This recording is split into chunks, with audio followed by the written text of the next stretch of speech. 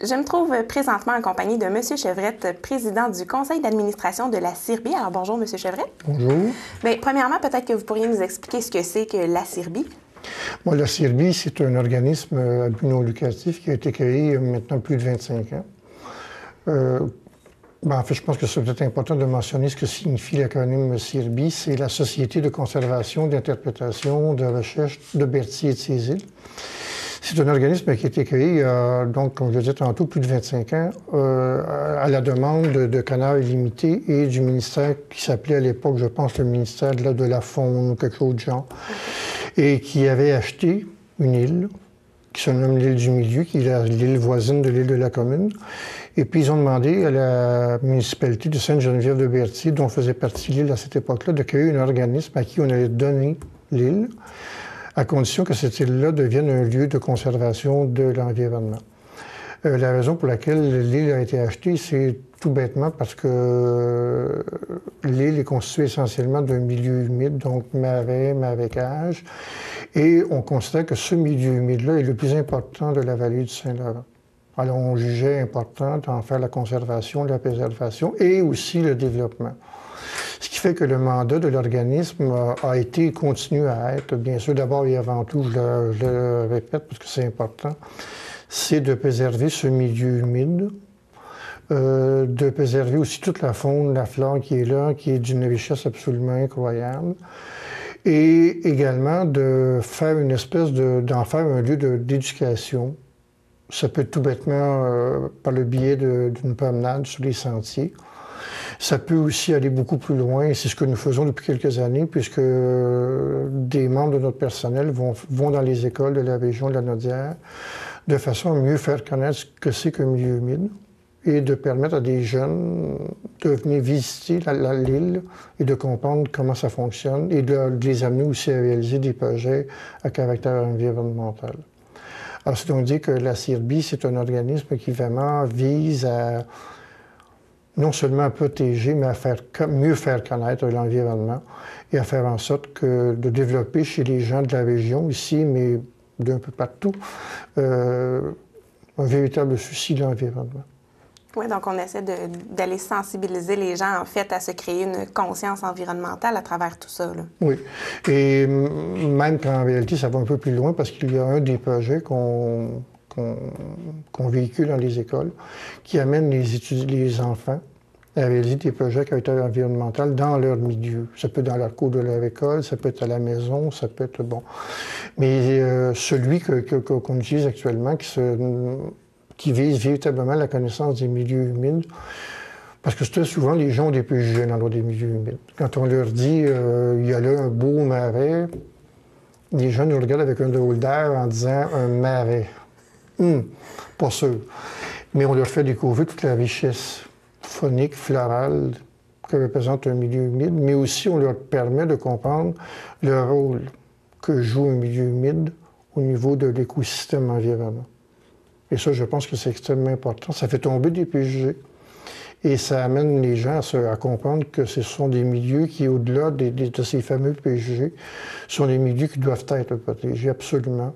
Parce que c'est important. Tout ici, par exemple, le nôtre, il est important pour la vie du fleuve. Alors, c'est extrêmement important de le préserver comme il faut. Donc, on parle de projets qui visent la sensibilisation, mais également la préservation. Vous l'avez mentionné, ça prend des gens pour faire ça, pour se promener dans les écoles et les sensibiliser. Oui. Ça prend des gens pour mener à bien ces projets-là. Ça prend des sous également. Ça prend beaucoup de sous, oui. Et puis bon, bien, il y a différentes façons d'aller chercher ces moyens-là, de faire connaître et de faire vivre ce milieu-là. Mais entre autres projets pour ramasser des fonds, je pense qu'il y a une soirée qui s'en vient exprès pour ça. Là, pour la troisième année consécutive, nous allons présenter une soirée bénéfice la semaine prochaine, c'est-à-dire le 29 octobre. Au cours des deux premières années, les soirées bénéfices avaient lieu au Café Jacob, ici à Berthierville. Cette année, nous avons décidé de changer d'endroit. On va présenter notre spectacle bénéfice à l'église de l'Île-du-Pas. Okay. La soirée consiste essentiellement en un spectacle. C'est un spectacle de chansons. Les chansons nous sont présentées par 9 musiciens. Je pourrais peut-être les nommer d'ailleurs. Il y en a au moins un, en tout cas, que les gens de la région s'y connaissent bien, c'est Pierre Blais. Okay. Que tout le monde connaît, je pense, dans la région de Berthier. Il y a des gens de Joliette. Il y a Robert Boileau, qui est un musicien extraordinaire, saxophoniste, claviériste. On a des gens de Montréal aussi. Je vais les nommer quand même. Il y a Raymond Temple, qui fait de la guitare, qui chante, flûte traversière, saxophone. Il y a son épouse, Lucie Beauchamp, qui chante. Il y a leur fils, Olivier, qui lui est un musicien très versatile. Il se promène de la batterie à la guitare, au ukulélé, au clavier. Il y a aussi Francine Bessette, qui est une chanteuse avec possède une voix absolument merveilleuse. Là, je n'ai pas d'en oublier. Ça donne au moins ça donne une bonne idée de l'ambiance musicale qu'il va y avoir lors de cette soirée-là. Je pense qu'il serait important de mentionner aussi que toutes les chansons cette année ont été sélectionnées en fonction d'un thème très particulier. C'est que cette année, toutes les chansons tournent autour de ce qu'on appelle les 4 éléments, c'est-à-dire l'eau, la terre, l'air et le feu. Et toutes les chansons ont un rapport direct ou un peu moins direct avec l'un ou l'autre de ces 4 éléments. Et puis, je pense aussi qu'il ne faut pas oublier de mentionner que le spectacle lui-même est agrémenté d'une dégustation de produits du terroir. Ah, ça, c'est intéressant. Cette année, à chaque année, évidemment, on fait appel à des commanditaires. Les premières années, c'était des fromages. Je pense que je vais le rappeler, c'est une façon de leur dire merci. La première année, on avait des fromages de la fromagerie du Champ-la-Meule de Notre-Dame-de-Lourdes et du domaine féodal de Sainte-Geneviève-de-Berthier. L'année dernière, on avait des fromages de la fromagerie Les Tétines Bergères de Saint-Cuthbert et de la fromagerie Le Barus également de Saint-Cuthbert. Cette année, c'est complètement différent. On passe des fromages à la viande. Okay. Alors, cette année, nous allons servir pendant le spectacle des viandes qui nous sont fournies par la ferme Saint-Vincent de Saint-Cuthbert. Et je tiens à préciser que tous les produits que nous allons servir sont des viandes biologiques. Et c'est une variété assez particulière de viande biologique et je pense que les gens vont se régaler. Donc, l'invitation est lancée. Beau clin d'œil à la musique, clin d'œil à la culture, à l'environnement, oui, aux producteurs régionaux également. Exactement. Alors, je pense qu'on fait vraiment un tour complet de la région avec cette soirée-là. L'invitation est lancée. Et puis, on rappelle que les fonds amassés lors de cette soirée-là, ça servira à poursuivre la belle mission, je pense que... Oui, parce que nous avons actuellement de nouveaux objectifs, oui, qui risquent de nous coûter très cher. Évidemment, c'est sûr qu'on dépend un peu de subventions, mais la contribution financière des gens de la région, elle est indispensable à la continuation de notre mission. Bien voilà, alors l'invitation est lancée. On invite la population à être bien présente lors de cette soirée-là. Bonjour, je m'appelle Paul Savoie. Vous écoutez CTRB. Je me trouve présentement en compagnie de Mélina, agente de communication en ce qui concerne la Cirbie. Alors, bonjour Mélina. Bonjour.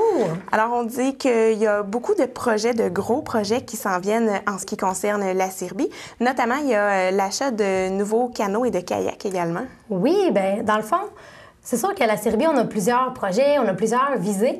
Puis à travers ça, nous, on s'était dit, étant donné qu'on est quand même un sentier pédestre, on est beaucoup reconnu pour la marche, pour la photographie, évidemment, puis aussi, l'hiver, on a aussi le ski de fond. On s'est dit, pourquoi pas essayer de se lancer aussi sur un autre truc qui allait plus, peut-être avec l'activité sportive, l'activité en plein air. Puis comme nous, sur le sentier, on a un accès direct à la rivière. On s'est dit peut-être que la location de canots et kayaks, ça pourrait être quelque chose qui intéresserait les gens. Parce que je sais que nous, dans la Naudière, il y a très peu d'endroits où on peut finalement faire la location de canots et de kayaks. Puis on s'est dit, pourquoi pas essayer d'exploiter un peu ce côté-là. C'est sûr que nous, on est en plus, c'est bien situé. On est comme vraiment dans l'archipel. Fait qu'il y aurait vraiment moyen aussi d'avoir une randonnée qui est assez intéressante puis assez longue aussi. Fait que dans le fond, nous, c'est sûr que cet été, la formule, c'est plus d'essais. Fait que durant la semaine, ça va fonctionner davantage avec des réservations. C'est sûr que nous, on ne croit pas encore pouvoir avoir quelqu'un qui soit là en permanence pour la location. Mais à ce moment-là, les gens vont seulement avoir à téléphoner soit au bureau ou par courriel, nous dire la journée qu'ils ont envie de passer avec finalement l'heure, puis nous, on va se rendre directement là-bas pour finalement leur donner leur embarcation. Puis sinon, la fin de semaine, c'est sûr qu'on vise cet été qu'il y ait toujours quelqu'un les samedis et dimanches. Fait comme ça, à ce moment-là, les gens ont à se présenter finalement.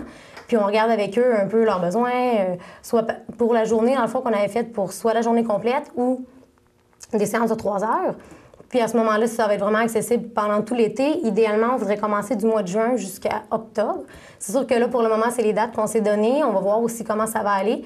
Mais on avait dit au moins jusqu'à l'Action de grâce, comme l'an prochain. finalement. Puis aussi, on voulait offrir, ça va encore fonctionner un peu avec la réservation pour commencer.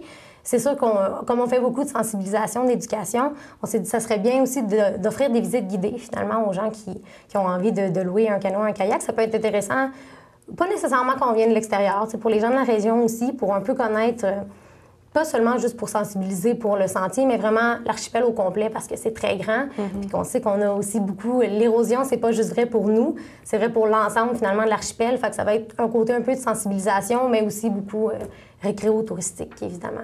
Puis beaucoup d'informations de véhiculer à travers tout ça aussi parce que, les marais, c'est de un très peu connu, mais c'est aussi très, très riche, autant en ce qui concerne la flore que la faune.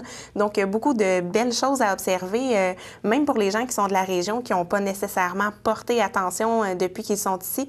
Je pense qu'un tour, une visite guidée comme ça de canot ou encore de kayak, c'est une façon d'avoir une proximité avec cette faune-là qu'on n'aurait pas nécessairement en se promenant à pied, là. Non, c'est vrai, ça dans le fond, c'est vraiment de visiter, si on peut dire, les îles d'une manière, finalement, que la plupart des gens n'ont jamais eu la chance de le faire.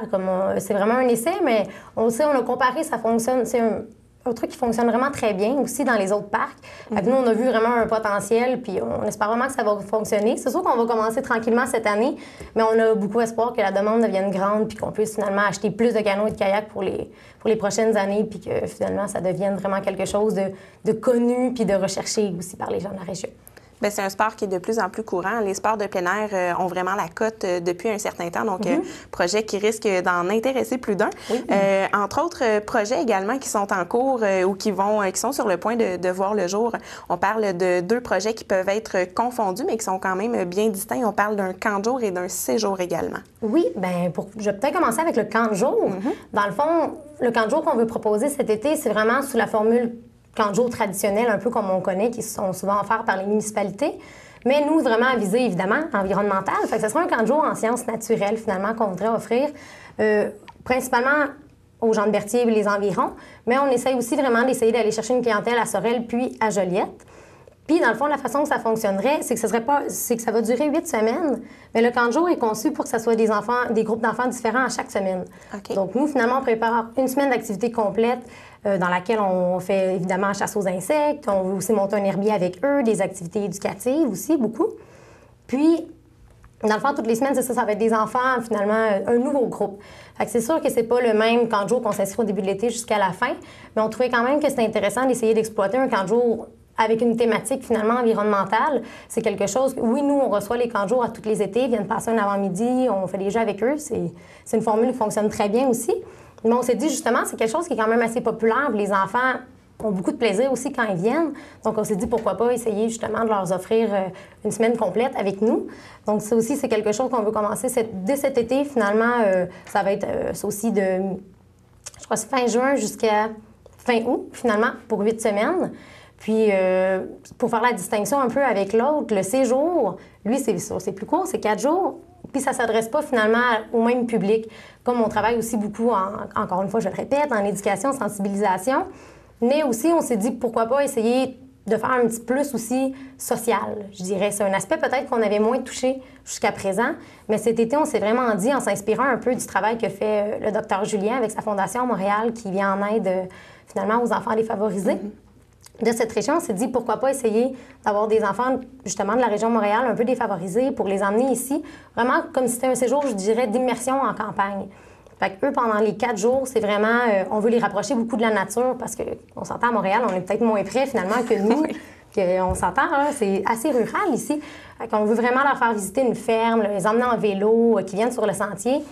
Puis c'est encore une fois principalement pour les sensibiliser, les éduquer, mais aussi beaucoup pour leur donner un moment de répit, un peu un moment de calme qu'ils peuvent peut-être moins trouver justement à Montréal finalement. Un séjour donc vraiment axé sur le plein air, ça peut faire du bien à ces jeunes-là, mais également quand on parle de tout l'aspect sensibilisation et information également